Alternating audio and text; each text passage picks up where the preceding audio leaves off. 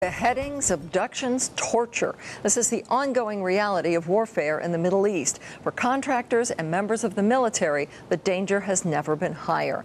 But a Las Vegas training school prepares battle-hardened students how to survive the unimaginable. I-Team reporter Jonathan Humbert was given rare access into this dark but necessary world, and I guess it was pretty realistic. Absolutely, and it's as real as it gets, Paula. Crisis Response International, CRI. They're led by a former member of the Israeli Special Forces. His goal is to create the most realistic scenarios possible to train the mind and the body to prepare for the worst of warfare.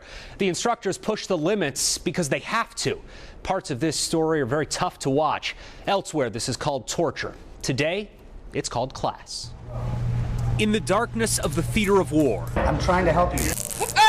To be captured. What are you doing in my country? Last time I'm asking you. To be tortured. Come on. It's a place where fear becomes more powerful than pain. Worst possible situation you could be in when in combat. This is simulated torture. Are you military or not? Courtesy of Daron Bibanesti's counter-terrorism school. Can you breathe? Yeah. Again. Anybody that is in a risk area need to get this type of training. Students like Alyssa Knight work in counterintelligence. She joined the class to learn what torture can do to the mind. Your worst enemy isn't the enemy who has you under captivity, it's yourself. Bibanesti begins the day by showing half a dozen videos of beheadings. You're never going to be the same again after you watch it.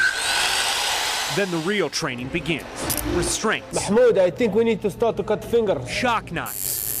Car batteries. The very tools Al-Qaeda and others use on soldiers to get information. Gilbert Yates I'm the Marine Corps Reserve. will deploy this fall. He wanted as authentic an experience as possible because this could actually happen to him.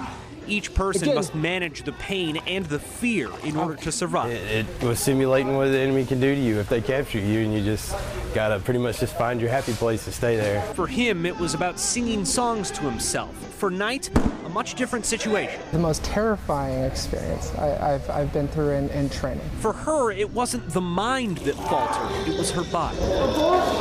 Okay, release her. My left leg. Okay. Cut.